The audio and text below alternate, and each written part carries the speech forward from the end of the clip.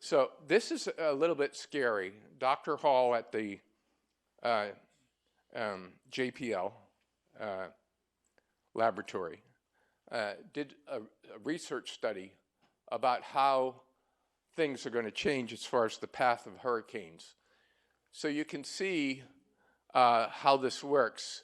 1950 to 1980, 2010 to 2030 to 2038. Those are the three categories that you see in each box. And the locations, Galveston, Tampa, Miami, and Cape Hatteras. So if you go down to the bottom line, you'll see category 4 plus, categories 4 to 5. In Galveston, it looks like, roughly the same number. In Tampa,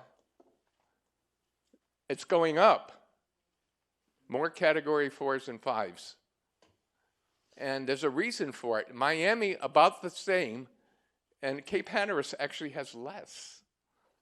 Well, why? Because the paths of hurricanes are changing with the warming climate. The blue is the old path. The red is the new path. And I hate to say, I don't like one of those lines. Now, don't you think city planners should have this information? Don't you think they should be putting this in their plans? I would bet you it doesn't exist.